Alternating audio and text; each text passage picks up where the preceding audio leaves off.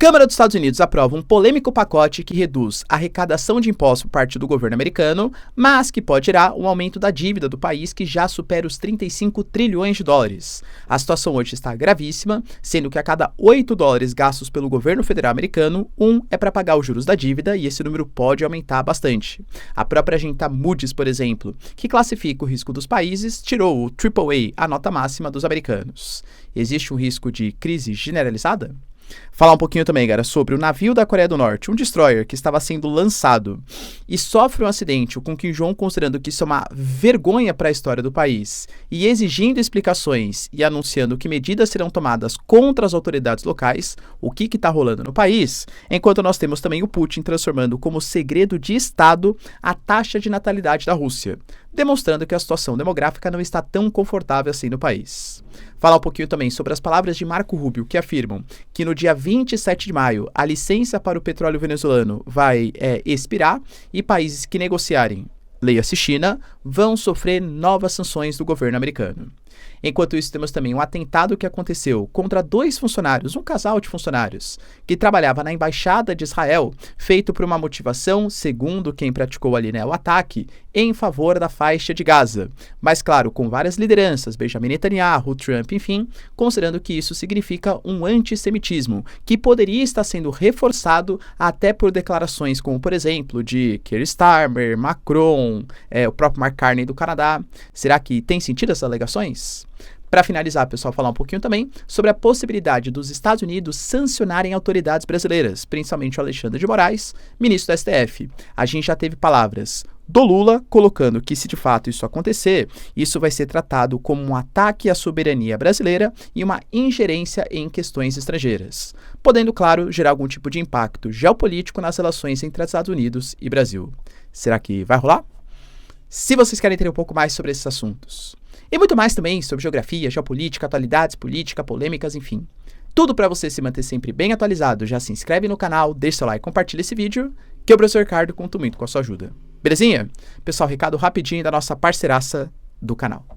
A sua empresa, a sua marca está em perigo. Eu sei porque a minha também estava até pouco tempo atrás, porque eu não tinha um registro no INPI. Para quem não sabe, eu tenho uma empresa, professor Ricardo Marcílio, que tem todo um ecossistema ligado à educação. É canal do YouTube, é plataforma, só que eu corri o risco de perder por falta de segurança jurídica. Mas de verdade, quando você vai tentar fazer, é um processo lento, burocrático e extremamente difícil. Por sorte, a parceira aqui do canal, a Movon, ela agiliza todo esse processo para você. Então, se você quiser, galera, por um preço altamente competitivo, sem burocracia, registrar e ter uma garantia que a empresa, a marca vai de fato ser sua, link na descrição e conta com o serviço da Movon. Você não vai se arrepender. Bom, galera, então bora lá pro vídeo, ó. Como eu trouxe para vocês na introdução, de fato, depois de muito debate, ter sido negado em um primeiro momento, foi aprovado pela Câmara dos Estados Unidos, mas não uma votação confortável. A gente fala de 215 votos favoráveis e 214 votos contrários. Ou seja, pelas contas, se todos os democratas votaram contra, a gente também teve 2 republicanos que votaram contra uma proposta feita pelo governo Trump, que aprova um corte generalizado dos impostos nos Estados Unidos. Esse programa, essa proposta está sendo chamada de One Big Beautiful Bill Act, que na prática reduz os impostos de setores, por exemplo, tributação de gorjetas, horas extras, juros para empréstimos de automóveis, dentre outras questões. Só que essa queda na arrecadação, essa queda dos impostos, pode comprometer as contas públicas. Vai lembrar que nesse século nos Estados Unidos, todos os anos a gente teve um déficit público nos Estados Unidos, ou seja, mais se gastou dinheiro do que se arrecadou nos Estados Unidos. Claro que o governo Trump alega que essas tarifas estrangeiras que estão sendo praticadas contra uma série de países, no mínimo 10%, vão aumentar a arrecadação e isso vai ser superado, vai pagar a conta desse corte de impostos e que alguns programas do governo Biden, como programas, por exemplo, relacionados à saúde, relacionados à educação, o próprio incentivo, por exemplo, à transição energética e energia verde, também vão ser cortados. Então o governo Trump alega que como o corte dos impostos vai aumentar a dinâmica, vai criar criar mais emprego, atrair mais investimento, as empresas vão lucrar mais. Só por conta disso já vai aumentar a arrecadação de impostos nos Estados Unidos, ou seja, não vai ter essa queda, na verdade vai ter um aumento, e que alguns cortes que ele julga serem desnecessários vão compensar essa queda, pelo menos momentânea, da arrecadação. E, de fato, é bom que a proposta dê certo para os Estados Unidos. Como eu falei para vocês, hoje, quando a gente pega do orçamento público americano, a cada $8 que o governo federal americano gasta, é para pagar os juros da dívida. Quando a gente pega, por exemplo, a situação daqui 10 anos, estima-se, segundo contas feitas pelo próprio Estados Unidos mesmo, né, que a cada $6 arrecadados, vai ser gasto com juros da dívida. Hoje, os juros da dívida americana já representa mais gastos do que o próprio gasto com as forças armadas do país. E olha que a gente está falando do principal exército do planeta. A situação da dívida está ficando tão caótica nos Estados Unidos que agências de investimento, a própria agência Moody's, por exemplo, rebaixou a nota dos Estados Unidos, tirando o AAA e colocando que não é mais um país tão confiável como seus pares, por conta da escalada da dívida. Tanto que essa proposta ela é muito polêmica e ela foi rejeitada no primeiro momento e agora aprovada, justamente porque não há comprovação que essa queda excessiva, entre aspas, né, dos impostos, vai ser compensada com os programas de corte de gastos que foram prometidos pelo Trump. Alguns republicanos alegavam que precisava se cortar mais gastos para, de fato, trazer uma confiabilidade nas contas públicas americanas. E aí, pessoal, será que a proposta vai dar certo do governo Trump? Lembrando, sempre reforço para vocês, que é bom a sua política econômica começar a apresentar resultados. Porque, professor, só vai ter eleição, né, em 2029. Beleza, concordo. Mas no meio, a gente tem os The Midterm Elections, ou seja, as eleições de meio de mandato que podem fazer com que a Câmara, que hoje é controlada pelos republicanos, seja controlada pelos democratas, caso o Trump tenha uma queda da sua popularidade. Enquanto isso, agora tivemos também uma notícia preocupante, principalmente para os funcionários da Coreia do Norte. A gente sabe que uma das formas do país reforçar o seu posicionamento geopolítico, enfim, né, é o seu hard power, ou seja, a sua demonstração de força militar. Ainda mais em um país como a Coreia do Norte, que do ponto de vista de soft power, né, ou seja, aspecto cultural, econômico, não tem muito a oferecer. Poxa, desfilar ali os seus mísseis, desfilar, por exemplo, as suas capacidades militares, é o jeito de reforçar que é um país que de fato merece ter algum tipo de respeito internacional. Por conta disso, a Coreia do Norte também, né, foi fazer o lançamento de um destroyer, que é geralmente utilizado, né, como uma forma de, junto com comboio, de porta-aviões, tudo tal. E nesse lançamento tivemos um acidente. A rampa traseira se soltou e encalhou, esmagando partes da infraestrutura inferior, sendo que o navio não conseguiu sair do estaleiro. O Kim Jong-un ficou possesso com isso, colocando que é inaceitável, que abala a dignidade e o orgulho do país e que sim, vai responsabilizar todos os culpados para que isso não aconteça, alegando que o destroyer tem que estar revitalizado dentro de no máximo até junho, para que aí sim ele seja lançado e mostre como a Coreia do Norte ela é poderosa do ponto de vista bélico. Porque de fato, como eu falei para vocês, a Coreia do Norte ela está um pouco minada do ponto de vista geopolítico.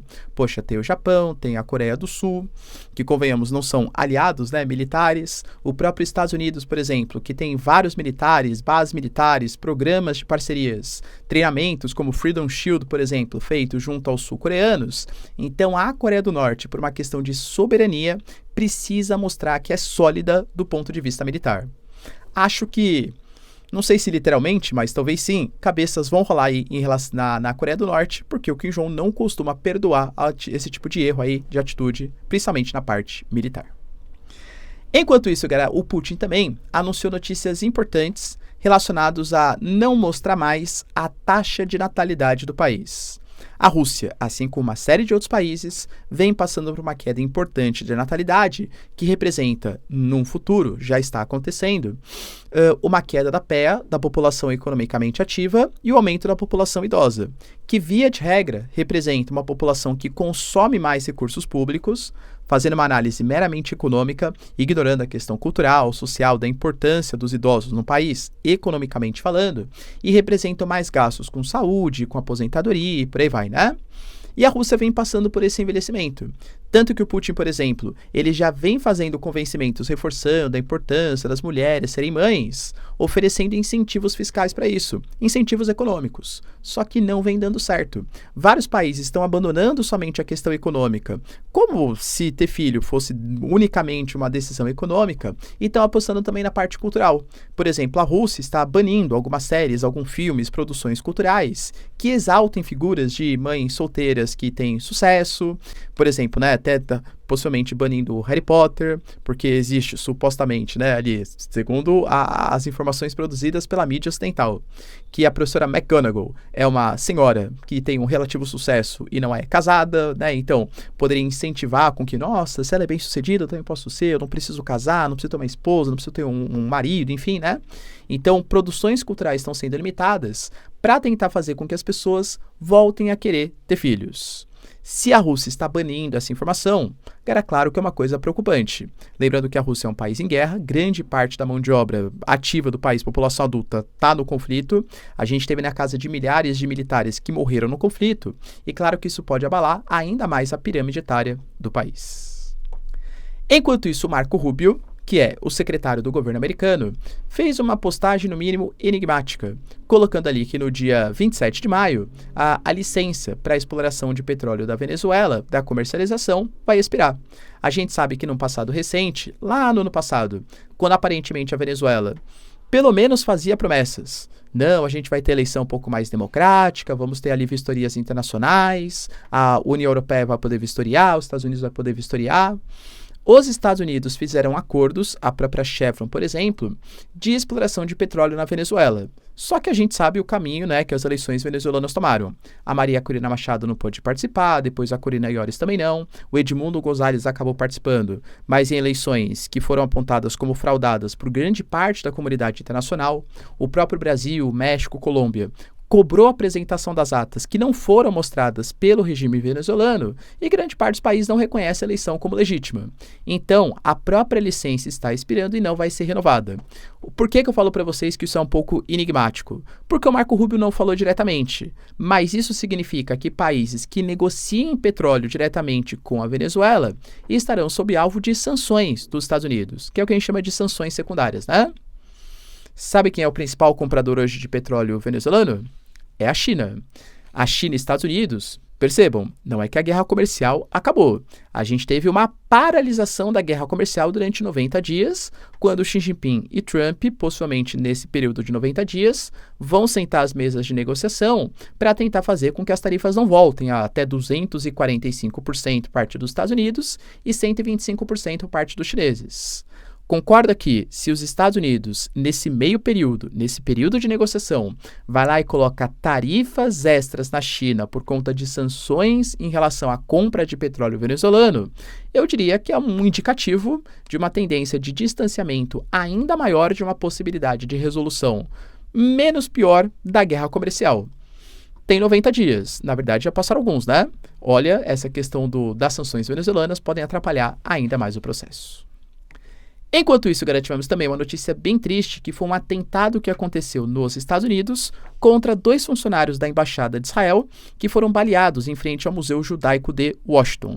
Na verdade, eram 2 funcionários, de fato, mas era um casal de namorados que aparentemente estavam até dispostos já a casar, né? Já tinha ali, ou ia comprar, ou já compraram, né? O de noivado, tudo tal. E quem fez esse ataque foi o principal suspeito, é o Elias Rodrigues, que depois que fez o ataque gritou "Palestina livre" quando ele foi preso, aliás, até confessando o crime, e alegando, segundo pessoas que estavam no local, que ele alegava: eu fiz isso pela faixa de Gaza, eu fiz isso pela faixa de Gaza. E como eu trago para vocês, a situação em Gaza está insustentável. O Benjamin Netanyahu, ele está condicionando a entrada de ajuda humanitária ao controle de todo o território da faixa de Gaza. Então ele já alegou, na operação que ele está fazendo, né?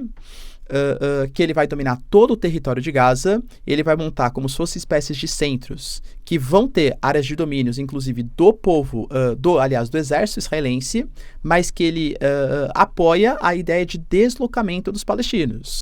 Inclusive, o próprio Benjamin Netanyahu alegou que a paz só será estabelecida quando os reféns voltarem para casa, o Hamas depor as suas armas, deixar o poder, a liderança do Hamas for exilada, toda a faixa de Gaza esteja desarmada e que o plano do Trump seja adotado. Muito possivelmente o plano do Trump ele está se referindo ao projeto de deslocamento de palestinos. Vai lembrar que foi o próprio Marco Rubio também já alegou que os Estados Unidos, em sua volta ao Oriente Médio, conversou com alguns países sobre a possibilidade de alocar palestinos. Novamente reforçando que o deslocamento forçado de população é um dos fatores considerados como crime de guerra. Mas, teoricamente, a Somália, a Síria, a Líbia, o Egito, a Jordânia foram países que já foram consultados. Ele falou, eu tô atacando moradias, tô atacando residências, os palestinos vão ter que sair daqui. Ou seja, o território da faixa de Gaza vai ser controlado por Israel. O último suspiro de esperança de algum tipo de resolução, acordo de paz, foi por água abaixo quando a gente teve a comitiva israelense que estava no Catar negociando, abandonando as reuniões e agora é decisivo. A gente vai para cima de Gaza. E as informações elas são muito tristes. Por exemplo, cara, a gente teve informações que só nos últimos dias 29 crianças morreram de fome. Desde o início do conflito, 16.500 crianças já morreram. A faixa de Gaza é uma região densamente povoada. É uma região que tem uma população muito jovem. Claro, a expectativa de vida é baixíssima, a taxa de natalidade ela é muito elevada também. A média de idade da população é abaixo de 20 anos, entende? Então, grande parte das pessoas que estão sofrendo ali, porque Israel não deixa entrar ajuda humanitária há pelo menos, cerca mais ou menos lá, né, de 2 meses. Alegando que, de fato, quando entra a ajuda humanitária, como é o Hamas que controla, o Hamas pega essa ajuda humanitária para eles, vende para a população, não fornece, vende para a população e pega esse dinheiro para reforçar sua guerra contra Israel. Por isso que Israel fala que o objetivo deles é dominar toda a faixa de Gaza, expurgar, eliminar o Hamas e aí sim fornecer por Israel ajuda humanitária.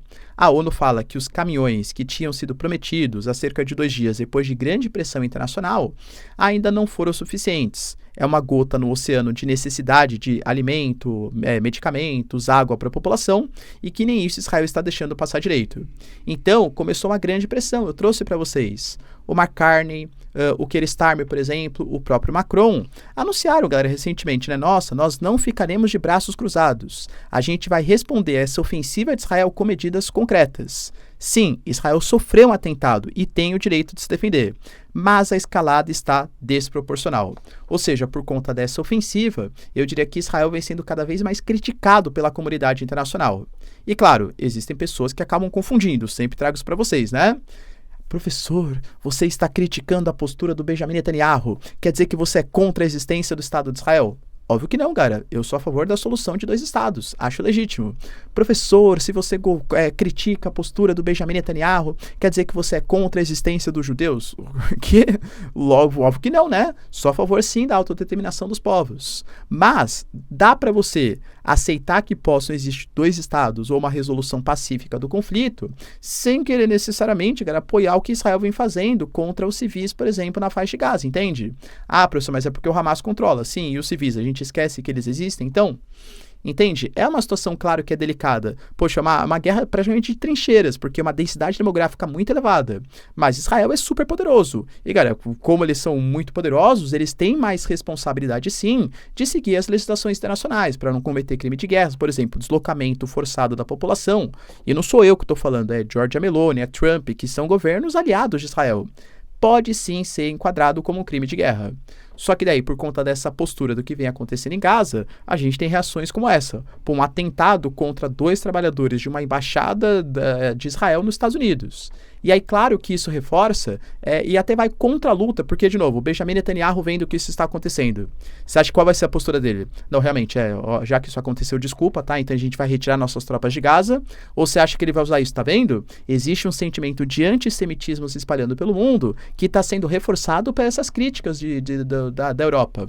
Ele vai usar isso para defender que sim, as suas medidas para invadir e dominar a faixa de Gaza estão mais corretas. Poxa, a gente teve, por exemplo, o próprio ministro das Relações Exteriores de Israel colocando que os europeus, sim, estão incentivando o antissemitismo tóxico. Ele alegou que há ligação direta entre a incitação antissemita e anti-Israel e essa morte. Essa incitação também é praticada por líderes e autoridades de muitos países e organizações, especialmente da Europa. O Benjamin Netanyahu, por exemplo, alegou que foi uma morte antissemita e alegando que vai reforçar a segurança das embaixadas ao redor do mundo, para evitar que trabalhadores em prol de Israel sejam mortos simplesmente por serem judeus.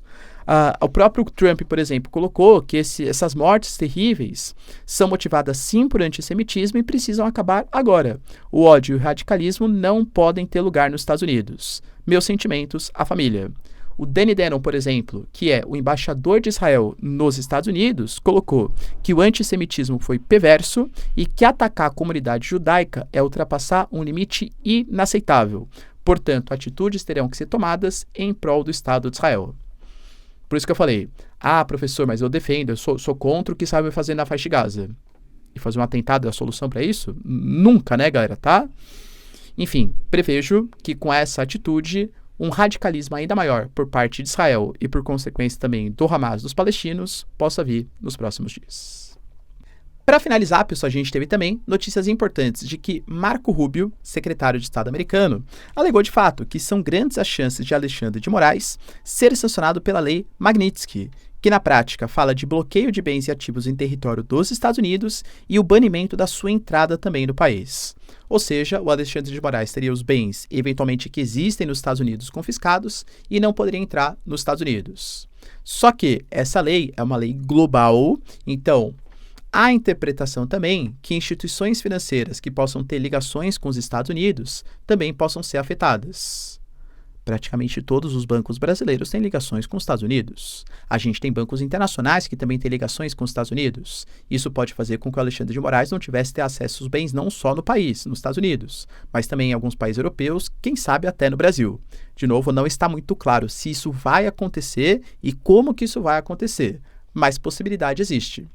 Tudo isso, toda essa luta, essa disputa, está dentro da premissa de que o Alexandre de Moraes ele estava cerceando a liberdade de expressão, atingindo plataformas digitais, muito por conta do período eleitoral, de alguns parlamentares, alguns políticos, que, segundo a ideia, segundo a defesa do Alexandre de Moraes, estavam atentando contra a democracia brasileira.